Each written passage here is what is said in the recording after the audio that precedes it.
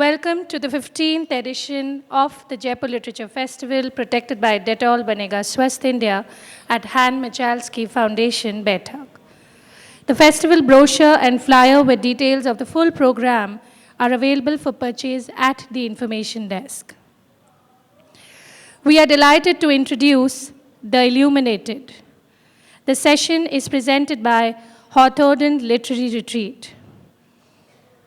Anindita Ghose's debut novel follows two women, mother and daughter, through the upheaval of a personal tragedy, turbulent relationships, and a changing political climate that is determined to control a woman's identity. As the world and their lives shift, so does perspective, forcing mother and daughter to reevaluate themselves and each other while hoping to emerge from this reconfiguration unscathed. In conversation with Shunali Khullar Shroff, Ghose discusses her imaginative literary debut and the questions of identity it contemplates. Please welcome Anindita Ghose and Shunali Khullar Shroff.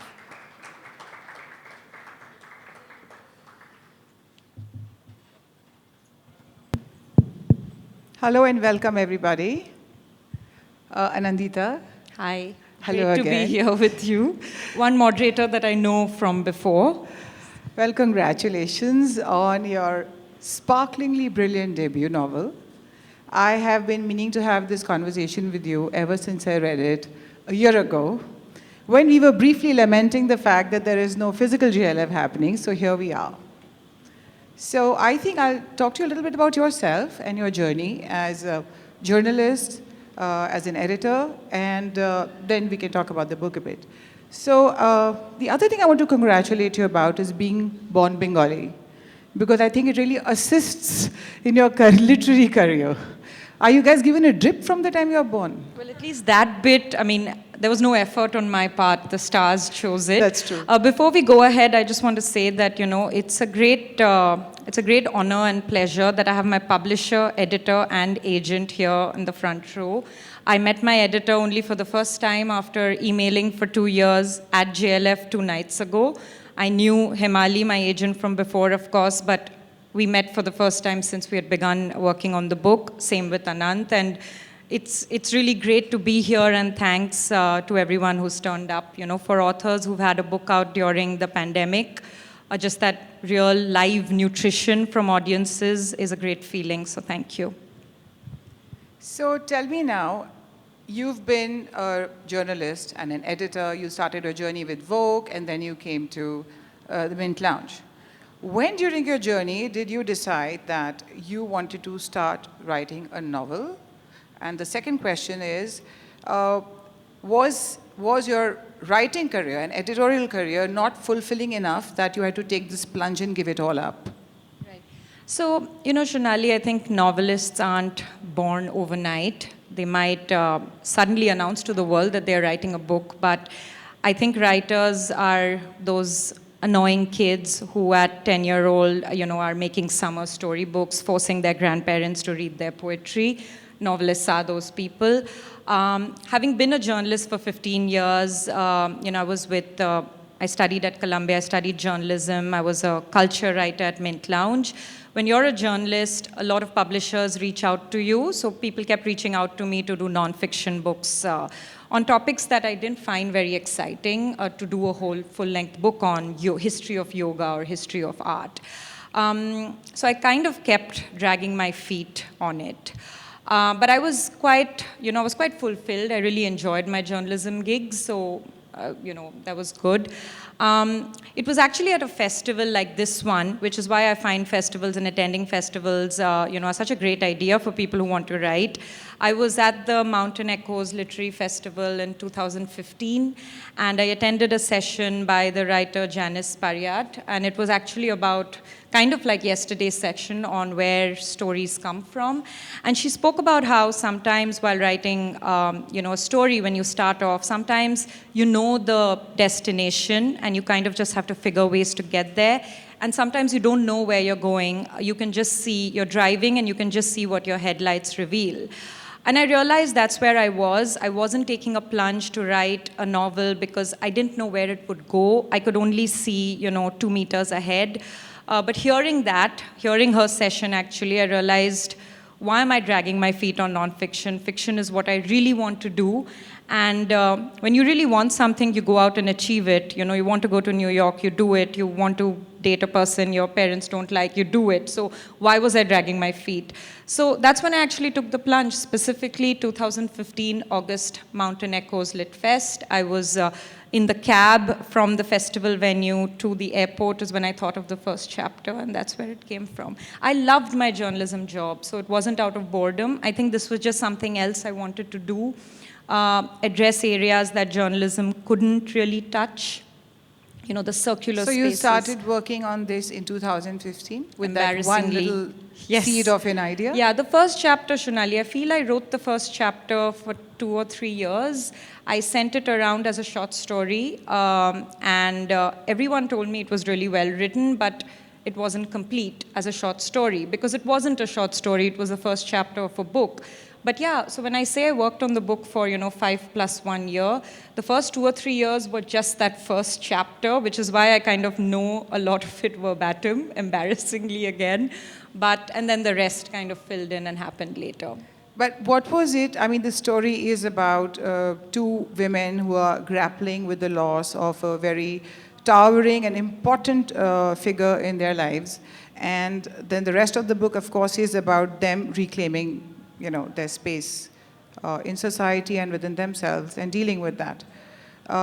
What made you want to write about loss? Had you witnessed it somewhere in your environment? What happened that made you do it? Interestingly, I hadn't actually lost anyone very dear to me when I wrote the first chapter.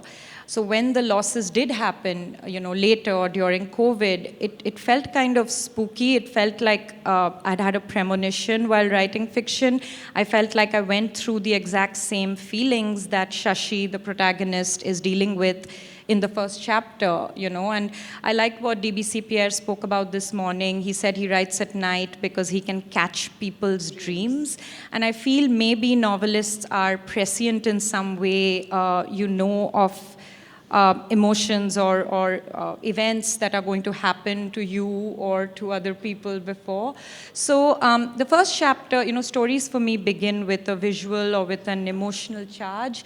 And more than loss, the first chapter for me was about desire and comfort. So it was about this woman, Shashi, who's in her mid-50s, who suffered a great loss. Her husband, this grand figure, passes away. He dies on page 1. The man dies on page 1 of the novel. And everyone is expecting her to grieve in certain ways, because, of course, women are perceived. John Berger wrote about how women are always playing a role and people expect certain things of them. So as a widow in her mid-50s, people are expecting her to grieve in a very predictable manner. And of course, she's sad. She loved this man. But all she wants in that moment is a cup of tea. And it might or might not have something to do with the fact that Janice and I were walking around all day looking for a cup of tea in Bhutan. In Thimphu, we couldn't find good tea because it was, the salty tea. And so it might have played into this, but she's looking for a cup of tea. That's the comfort that she needs, and the world is expecting her to grieve in a certain way. So I think that really was the germ of the first chapter, what she needs versus what the world wants for her. And I think loss and, the other characters and plot and narrative all came from just that point, what the woman wants versus what the world expects her to want. So, I mean, without giving anything away, even though she's done her master's in philosophy, and she has, sort of made her peace with this role that she has as a wife who has taken a step back from really being an active participant in a career. And now, so she seems to be a very conventional woman now. Okay, maybe with the mind of an unconventional person, but that doesn't come across right away. And then she goes on, the way she copes and deals with loss, because loss can transform you, but it can also set you free. And I found that her journey was most unexpected, and that's why also it was enjoyable. Did that sort of happen as you kept building her character and as you went along? I'm not talking about the final end of the book, but just the trajectory of her grief and her desire and her new being, where she is trying to now become a whole person once again. That's a great question, Shunali. I think I definitely was interested in the idea that, struggles or women's struggles in particular don't have to be that obvious to be a struggle. As in, they don't have to be running away from an abusive husband or a toxic boss, or, it doesn't, the violence needn't be very apparent for it to still be limiting. And I think it kind of takes me to what Adichie spoke about, the danger of a single story, in the sense that African writers who are publishing in English are expected to present this one view of Africa. I see that with Indian writing, Indian books that are published abroad. Unfortunately, I find that they still have this poverty porn or, some kind of a gaze. My book is about a privileged family, and I'm aware of that. There is a whole cast of characters who come from very different socio-economic backgrounds. I think one of the most empowered characters in the book is Purnima, who is an Adivasi girl. She's uneducated, but she's the most ambitious and fulfilled woman that I have encountered, and I've created her. There are women from, different spaces, but centrally it's these upper caste, upper class, highly educated women, the mother and daughter, Shashi and Tara, who are at the center. And I kind of wanted to say that Shashi is living a happy life. She has all the money she wants, kind of all the freedom that she wants from, as an outsider would look at it. But there's still something amiss. She still feels that she's unable to assume her whole being. And it's just because the man in her life, again, who might appear really ideal to everyone else, just takes up the air. He just takes up all the space in the room. So I think I was interested in the quieter journey of self-discovery that Shashi has. Her journey is very quiet, but there's a point when it's not quiet anymore, and I think readers can I love that one discover line that you said, where she says, "He had a happy marriage." That was a reality of so many women in India, especially. So I think that's also part of the reason your book has spoken to people and it's been received so well, is because I think even though, all our lives are different from what we are reading here, but there are certain things, there are certain sentences there that really tug at your heart. So well done with that. Now, you see your story is set in an environment that sort of mirrors the current political climate in India. And so there's a rising tide of religious fundamentalism. Women are sort of being, groomed and according to a very narrow-minded ideology, and Gaumutra is being consumed like pan supari. Right? It's trademarked, and it comes in these sealable packets that you can just tear open and pop. And there's a cast of characters in the book who keep doing that. And I actually worried for a minute that you might have given somebody an idea. I met Mahua Moitra at the festival, and I told her that, I saw your tweet about the Gaumutra swigging people in parliament, and I said, it's trademarked, it's a thing in my book, so the political party, it's not really a party, it's kind of a volunteer organization in the Illuminated, is called MSS, it's Mahalakshmi Seva Sangh. Organization that started off pretty innocuously to serve women's interests, but as we see around us, it starts with something small, and increasingly, even through the pages of the book, they assume greater and greater power, and they're seeking to now influence the government and pass a bill in parliament. But it starts off small, as it always does, and that's the danger. So, fiction doesn't come out of thin air. We all draw from our own lives as well. What aspect of this book have you taken from your own life? So we've been speaking about this, right, Shunali, this idea that I feel women authors tend to get asked more if their books are biographical. And I'm not irritated with the question because I feel I've always had that question as well as a journalist. That's not my question anyway. Okay, I'm not asking if it's biographical. Okay. It can be just one small element of your book. Maybe even just this girl in Dharamshala trying to, heal herself. It can be anything. That's not something that I mean at all. What is the element, what aspect of the book is something you've seen in your immediate life? It doesn't have to even be you, but in your environment. I find that a very hard question to answer because I feel everything is from my immediate environment and yet everything is absolutely not from my immediate environment, So because I feel fiction goes through this filter of distortion and something completely else comes out from the other side. So it's a very tough question, but I'm going to think about it and come back to you. We can talk at the lounge later. Yes.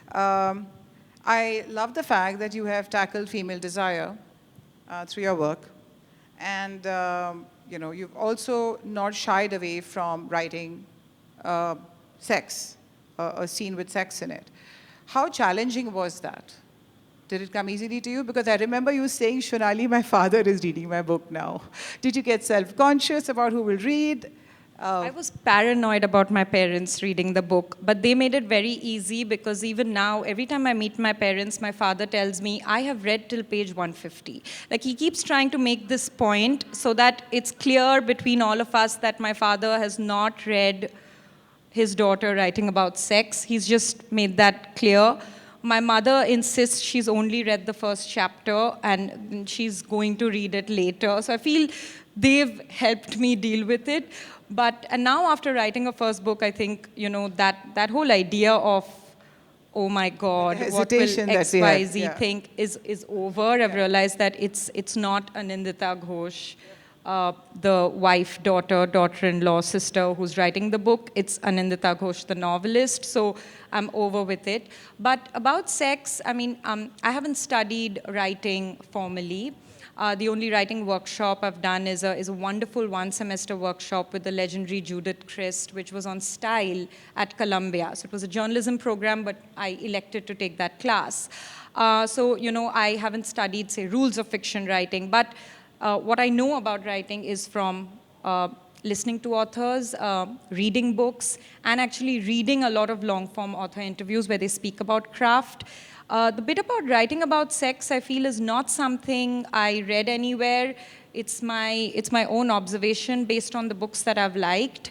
I think sex and death, of course, and hunger, the idea of food descriptions in book are very powerful charges to propel a narrative.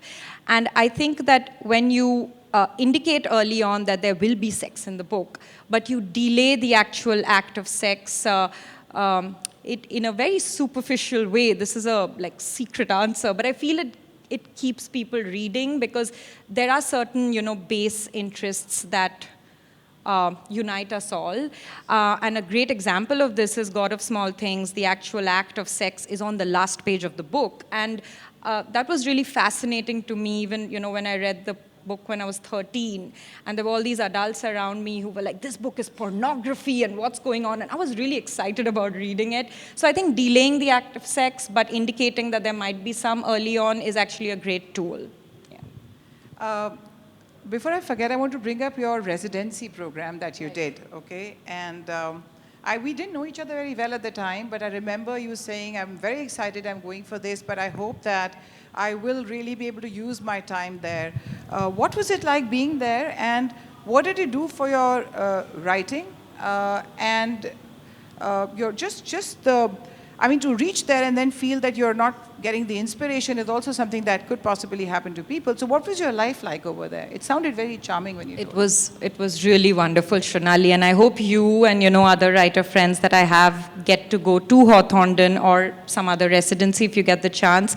Honestly, I always thought writing residencies were pretentious. I really couldn't understand, if you want to write a book, why can't you just go to your desk and write the book? Why would you actually fly to Venice or some other really beautiful place, and then sit in your room writing instead of enjoying the place. This idea, it didn't make any sense to me. But I think when I was like 4 years into the book and still stuck on, maybe I'd just done 50% or 40%, William Dalrymple actually told me about Hawthornden. He happened to be there, and it's a residency. It's very old school. It's half an hour from Edinburgh. It's a 16th century medieval castle. They host only 5 writers at a time. You can't apply online. You have to actually buy postage stamps and send snail mail. I'm not so organized. How old-fashioned of them. So I obviously never applied, 2 years ago. And then I was really stuck at that point. William was there, I think, for the Edinburgh Festival, and he said, somebody's just dropped out. He was just visiting the place. You should apply here. And I'm like, but if I send snail mail, they're not going to receive it because the opening was in maybe a month. But I did email. They made an exception. I applied, and I think they had a gap, so they took me in. It was really one of the most transformative parts, in this 5-year journey. That 1 month is when I ended up then writing 50% of the book. This castle belonged to a poet called William Drummond, who believed in the rule of silence. So he didn't speak much through the day. He wanted to enjoy nature. So in the residency, we were not meant to speak after breakfast from 9:30 to 6:30. Even if you run into one of the other 4 writers, you just move on, don't talk. So you're kind of by yourself all day. You can take walks. You can take long baths in the bathtub, and you can walk and see deer and birds and lots of wildlife. After 6:30, there's sherry hour and an amazing dinner, and we played cards every night. It was, when I first went there, because I'm a bit, nerdy, I thought, I've come here, I've taken leave from work, when am I going to get to do this again? Let me try to write for 8 hours in a day. And then I realized after 2-3 days that it didn't matter, the number of hours that you were on your laptop wasn't important. If it was 2 quality hours when I was in a very fertile state, because I had seen deer that morning, I'd woken up early and seen it, and I was really happy. Those 2 hours were magical. So I think I kind of 1 week into it really got into a routine and eased up a bit, relaxed a bit, and wonderful things happened. I think also because my book is so much about a shift in perspective, the idea that just upending your routine, going to a new place where you're with new people, you don't have your usual comforts. You have great comforts, but not your usual ones, was a wonderful experience, Shunali. So it was I great. hope this will encourage more people to apply and work hard towards that. So your book is also set in the world of Sanskrit academia. And when I read it, I was like, wow, she's obviously done a lot of research because you have quoted all sorts of Sanskrit mythology and Sanskrit writers and Kalidasa. And so my question to you was that it seemed like as a writer, I wouldn't really possibly think of doing that because it just seems like too much of a challenge. You have to immerse yourself in a very complex world which is not even very common to access. How and what made you want to do that? I think part of that was the journalistic part of my being, where you feel, to write a good story, you must do as much research and get as much data as you can. That's the more politically correct answer. I think the honest answer also might be that it was a way to procrastinate, because when I kept feeling I'm reading this book because it's going to help me write my book, I felt like I was doing something productive. But I went on some very peculiar exercise where I decided to read only what my characters were reading. And these women, they read a lot, so there was a lot to read. So Tara is a Sanskrit PhD scholar, so I was reading what I thought she should be reading, and Shashi is a philosophy master student, so I was reading Hegel and Aurobindo, and that took a lot of time. I wouldn't recommend this. I said in not just one, both of them. I have actually slipped my mind to bring up the mom, yes. On page 99, I have written the page number, you say something very interesting. That's why they don't like women writing books. It reveals uncomfortable truths. I'd like you to comment on that. That in real life and not just its place in the book. Right. I feel, well, we've been fed, the writing of middle-aged white men for so long as literature. I mean, of course, there's Jane Austen and Louisa May Alcott, and that's, George Eliot, and that's one space. But otherwise, what we've for long considered literary fiction, the books winning prizes. It's a male domain. Yeah, with some exceptions, right? Atwood, she's been there for really long, Siri Huswet, all of that. But it's a male domain, and I feel a lot of men do write their women characters very well. I don't want to make, broad generalizations, but in majority, the women tend to be, characters who can be neatly labeled. So I think it's when women start writing, we're getting such a wide array of female characters. I mean, it's so heartening to see. I mean, you've had a book out, not very long ago, and all my, women writer colleagues, many of them who are debut writers, have such interesting and strong female characters in their books who are not likable. I think men have also shied away from writing leading women who are not likable. If it's an unlikable woman, she's not most probably in the center of the book for them. Yeah. But say Avni's book, where there's an unlikable character in the center, right? Or even Tara isn't instantly likable. Right. I mean, Shashi you warm up to right away, but Tara, she's a complex character, and she's not instantly likable the way you would expect, her to be. Yeah. So Madhuri Vijay's, Shalini in Far Field, I feel that these are women who you want to root for, you want to be there with them on their journey, but they're not what you expect. Yeah. And I think as more women are writing, we're exploring these more rounded female characters, and I think that might make men uncomfortable because it shows women in all their power and glory, and with all their desires and their cruelty as well. And I think that can make some people uncomfortable. While we're on this subject, I heard you mention on your panel yesterday that you wanted your cover to be a certain way so that men wouldn't feel discouraged from picking up the book and reading it. Now, what I've seen through what I've noticed, and I think all of us, there's nothing novel about that, is that while we read about men and their lives with a lot of commitment and interest, it hasn't been reciprocal, even among friends who are male writers, okay? It's almost like, they couldn't be really that bothered about your problems, unless you go on to win some Booker Prize or something, or you're on a long list or a short list. What has been the reception among the male readers of your book?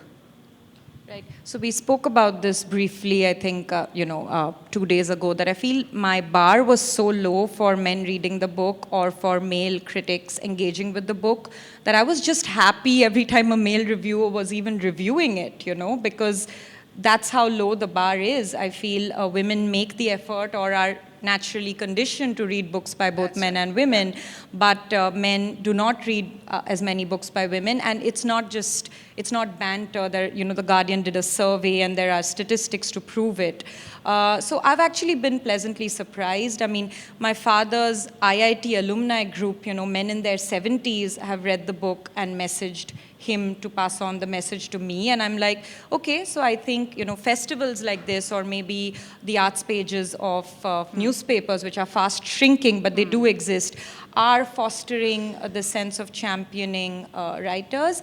That said, I still feel a little bit uncomfortable, to be called a woman writer, or to be, when there's a woman writer's prize, I want to win because it's some sort of an exception, that's how it's made to sound. And also the fact that, men's problems and men's lives are of universal interest.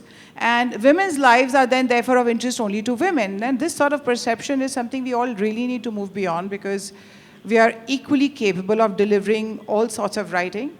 And it's time you got invested in our lives and got to know us better. And then don't accuse us when you say that, patriarchy, men don't, because then we need a little engagement from the other side as well. Right. This to the younger boys in the crowd. I saw some schoolboys. I think the prizes are making an effort, like say Megan Nolan's Acts of Desperation or Raven Leilani's Luster. I think maybe 5, even 10 years ago, they wouldn't be called literary fiction. You know, it would probably called a certain derogatory phrase that we shall not repeat. Saying, but now it is literary fiction, right? So I think the changing, broadening definitions, that helps. Because I'm personally very against this kind of genre. Yeah, that was going to be my next question, actually. And that brings me to your book, Shunali. I mean, I've been reading it and I've really been enjoying it, right? And I know it's not been Love in the Time of Affluenza. It's not, say, marketed as literary fiction, but I would much rather read well-written and insightful and, you know, sharp humor than a badly written book that is labeled literary fiction and I'm just supposed to suffer through it because I'm meant to read it, you know. So I feel these genres can sometimes be limiting. A book has to be good. I mean, E.M. Forster said the most important thing in a book is that you have to turn the page. I would beg to differ. I think it needs to be more than that. It's not, you know, unless it's a thriller. It's not just about turning the page. It has to give me a deeper takeaway. But turning the page is important. And I feel a lot of what is literary fiction is just really boring ruminations under the guise of being highfalutin, and that's not okay either. You know, Jonathan Franzen's spoken about this, about getting your book right. He says there are two things that are important. I'm paraphrasing it, of course. One is you need a problem, and the other is you need a tone. And you place the problem right at the beginning, and you take however long it takes to get your tone right. And that's usually a good book. So how long did it take you to get your tone right? Because, you know, sometimes people struggle for years to just get that going.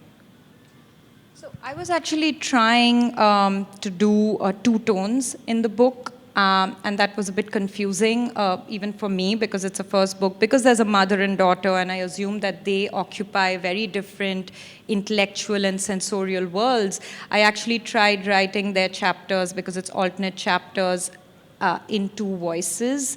You kept switching? Or you wrote it all out in one shot? One woman's journey, and then you place the chapters? No, I was writing it in alternate ways as the story went, but I was trying to achieve 2 entirely different voices. I scrapped that idea because I realized, you know, even while they are 2 different characters, there does need to be a unifying authorial voice. One of the things that my editor, Udayan, kept trying to, what he liked about the book when he first read it, is that he thought there wasn't a very strong authorial voice. So in the sense, the characters owned their chapters. So that might not be the same thing that I do with the next book, but I was actually trying to occupy 2 sensorial worlds. So I think I made it a bit complicated for myself. Didn't you also receive a very, very flattering email from Franzen, who also happens to be your favorite writer? He does, and I did something really out of character because I think COVID just shook all of us so deeply that peak COVID 2021 early, I sent Jonathan Franzen this really bizarre and mail saying, you know, the world might be ending and will you read my book? And he actually replied in an hour. I had his email because I had interviewed him for Vogue at the Jaipur Literature Festival, I think in 2015. And I reminded him that, you know, you said it was one of your best interviews. So then he's like, of course I remember, I'll read your book. And I wasn't, you know, I'm not the kind of person who can then follow up and say, have you read it? Have you read it? He had his own book out, which I really loved, Crossroads. So I assume he was busy with it. He finally did read it, I think, 2 months ago. And he wrote me a mail saying, I think you're the real deal. And for me, after that, I've decided reviews don't matter. What anyone thinks doesn't matter because as a novelist who I admire, their opinion is very important to me. I think only writers can really understand what goes into a book. So, yeah. So that was quite the highlight of 2021. I can well imagine. For me. It was a hard year for you personally. So this was a good note to end it on. What is that one advice? Because I'm sure we have, you know, a lot of aspiring writers flock to LitFest to figure out how they are going to put their work out there. What would be your advise to aspiring writers in the audience? What are the common traps that they should look out for? Okay, so because I told you that I've read, I'm quite a sucker for author interviews and what authors have said. I feel I'm going to paraphrase something that I've seen in common between a lot of advice pieces, and I've followed it. It's that when, write first, edit later. If you keep self-editing, especially if you're a perfectionist, you're somebody who really cares about how the sentence is, which of course you really need to care about. But if you're stuck at that level of, chiseling at the time you're writing, you're not going to move very far ahead. So I think it's important to kind of have a flow, have days when I kind of used to do alternate days. A lot of people do day and night. DBC Pierre spoke about writing at night and I think editing in the day. But I would have a phase when I would just draft, in a kind of as if it's a waking dream, and then put on my journalist editor's hat and ruthlessly edit. And I feel that practice really helped so that you can really inhabit this your character, really inhabit them and go with them without second guessing and being too caught up in, semicolons. You should be caught up with semicolons, but it's for a different time. Yeah. Actually, Joan Didion, because I read that art of fiction in the Paris Review. I'm a big fan of that little thing they do. She's often said that she would go back and retype and retype and retype because I guess it's a personality type then, because some people can't move forward till they've had that satisfaction that this is good. So one never knows what works, but what the more common advice is to not get trapped and caught up in those things, to whatever. And I think that I have time for one last question, which is that since we just mentioned your novel is political in nature, should all novels be political? Do they all need to make a statement? What is your view on that? I mean, will your future novels also sort of work with that politics in mind? Correct. So firstly, I think my view is that there is no should, but for me personally, I feel the country that I'm in, the time that I'm in, the gender location that I occupy, all of that, I don't think I will be happy writing novels that are purely decorative objects. I think novels, for me, are better or more elevated if they make a commentary on relationships or society or politics or just the space we occupy. But I also do think that, it should be done in a circular manner, not in a didactic way, because then where is the joy of reading a book, So right. There could be a beautiful book that has no political undertones, but shifts something in me as a reader, and for me that's a great novel. But for me to answer that question personally, I feel quite motivated politically, and, as a commentator, I feel it's not going to be possible for me to write a book that doesn't have a comment on something, but maybe that's just me speaking as a debut novelist, and maybe as I inhabit the world of stories more, that'll change and I'll see more politics in the personal as I go forward. So have you started working on your next book already? I have, and this time I'm determined to finish it in a year and then take longer to edit, but I do not want to spend 5 years on it, because when you do, I feel you change as a person in 5 years. Yeah. And so then the book is not one document, it's many Anindita Ghose writing it. So I have started thinking about it, and I'm really excited this time because I know I can finish a book, so it's a great feeling. Yeah. So after the success of your book, your first novel, what is your key learning from this now? What is the difference between, aside from what you just mentioned, Anindita, the writer now, versus who she was before the book got published? I think for me, a more singular takeaway has been to inhabit characters without judgment, to look at the world from different vantages, and I think that's what fiction teaches us. And I love novels that transport you not just geographically, but also, that take you to a completely different psychology or mindset. So I think it's made me less judgmental. When you're a journalist for 15 years in this shrill media world that we all operate in, you have to be quick to form opinions, have, ABC of the story charted out. And I think I have learned to be a bit more introspective and a bit more circular in the way I'm navigating the world. And that's been a huge benefit for me as a person. Yeah. So we'll end our conversation on this note, and I'll open this up to the audience. Who's passing the mic around? Yeah, can you just, to the lady in the front, please? And then you can take it to the gentleman at the back. Thank you so much. My name is Deeksha, and I'm very, very happy to hear because a lot of what you said resonates with me personally. I have 3 things to say. One, I'm working with a gender network called Viram, and we talk about intimate partner violence, where we essentially talk about things which are latent forms of violence, which are not outright, like, it's not like hitting or rape, etc. It's, in things like love bombing, in things like mansplaining, and the form of impact that it has on women, and it's also sometimes leads to becoming a sort of violence.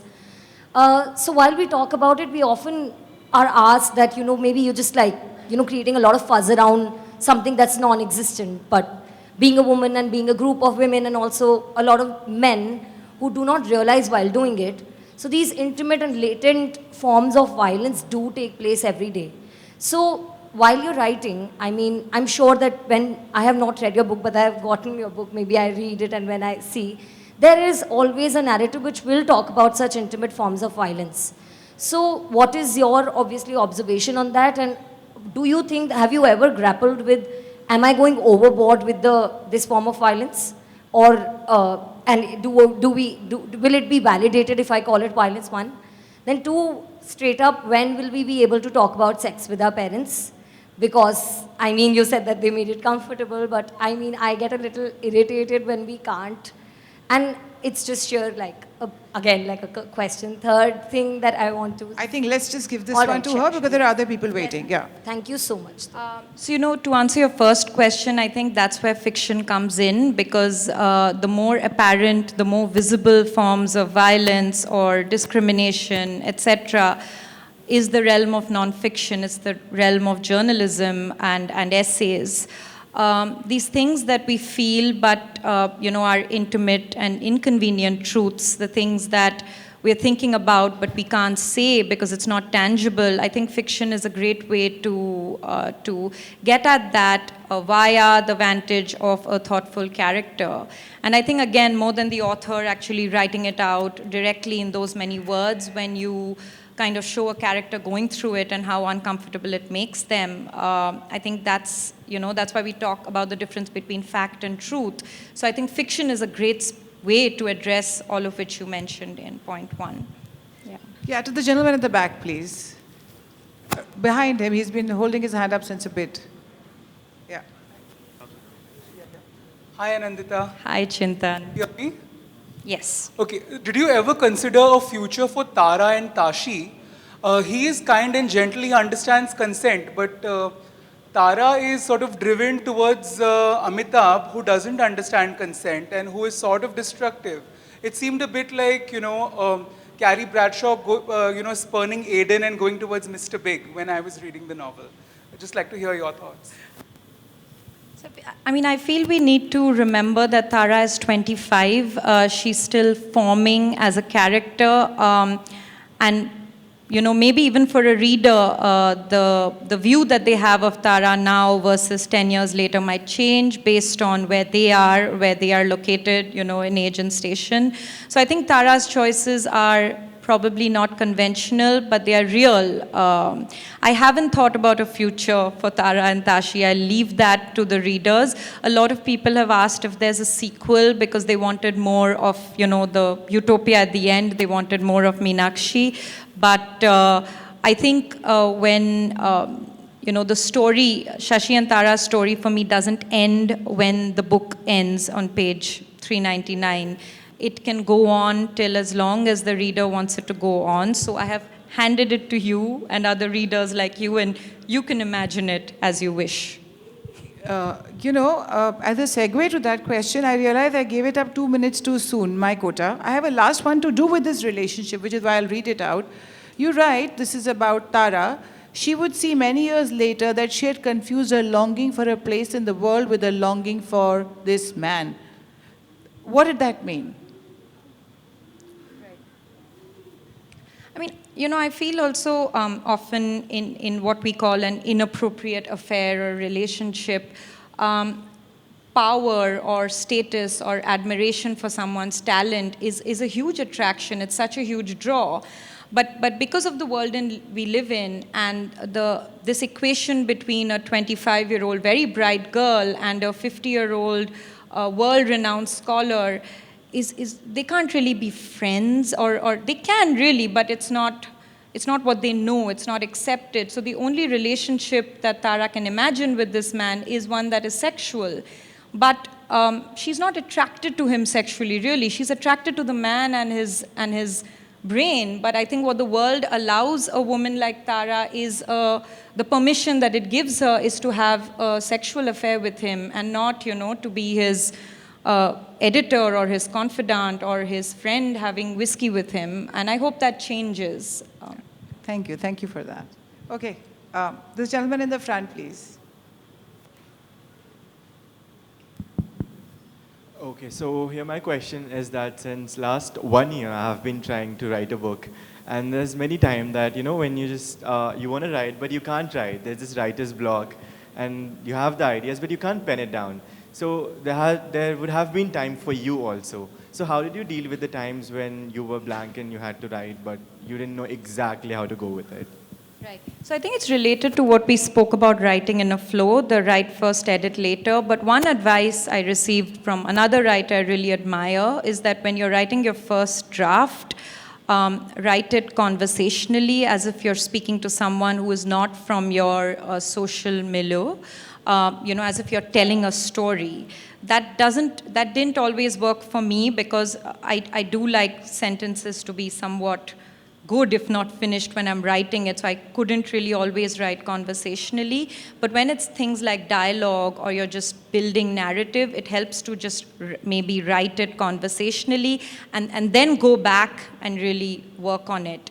There are many writers for whom that does not work at all, like you were talking about Joan Didion. So I think you will find what works for you, but I think the biggest hurdle in writing is the act of writing itself. So you need to go out and start writing, and then you can look at it and hate yourself or love yourself and decide what to do. But until you do that first step, there is no step 2, right? So just write. And Over here, please. Hello, everyone. I just wanted to ask one question regarding the book only. So there's one line in the book which says, amidst a rising tide of religious fundamentalism in India that is determined to put women in their place.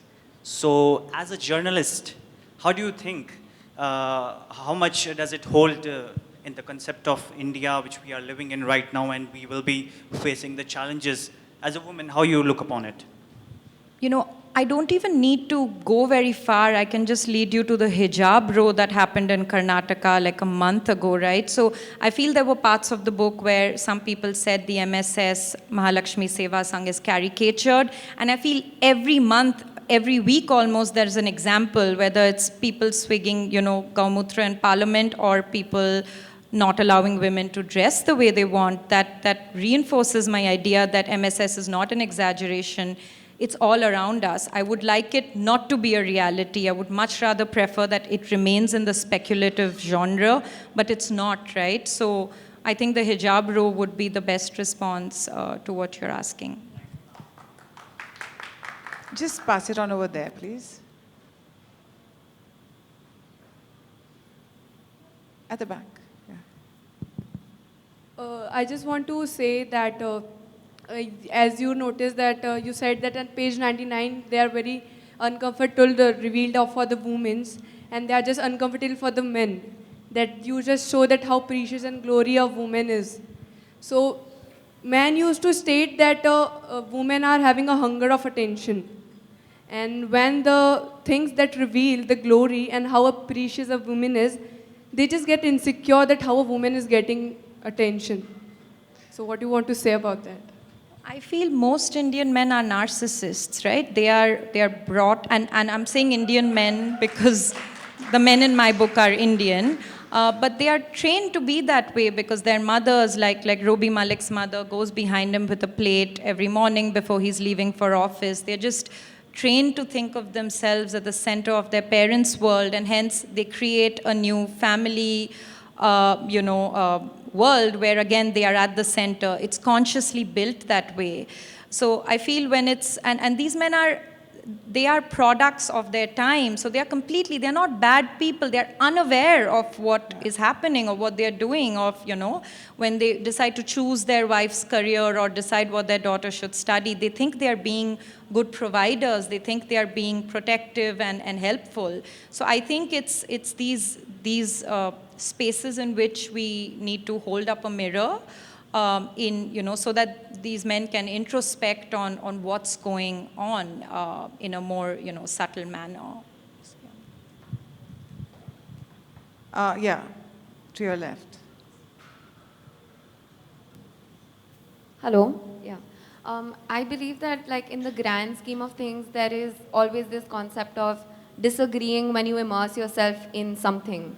How do you deal with women disagreeing with your opinions about feminism?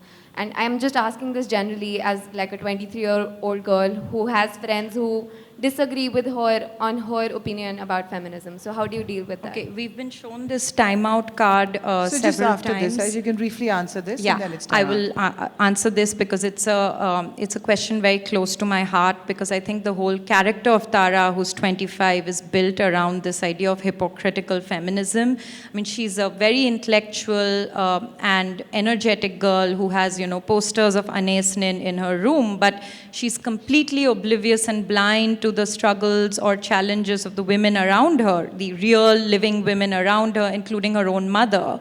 And I see that. I feel I've seen that a lot. I've been a 25-year-old woman, that you're somehow stuck in some idea of theoretical feminism, but you're not living it. You're not acting by those principles at all. And whereas her mother, who is not someone who has an Anais Nin poster, has probably not read Anais Nin, is so much more aware and conscious of the struggles of all sorts of women around her. So I feel conversation that is not hostile. Like when Tara meets Noor in Dharamshala for the first time and she realizes Noor is not hostile to what she's saying, they actually have a discussion that is not confrontational. I think those are the spaces we need to grow towards, where you look at your friend and say, tell me how you arrived there, or tell me why you think that way, instead of saying you're wrong and I'm going to call you out on Twitter, because that is not going to lead to any resolution. Wow. Right. That's really good advice.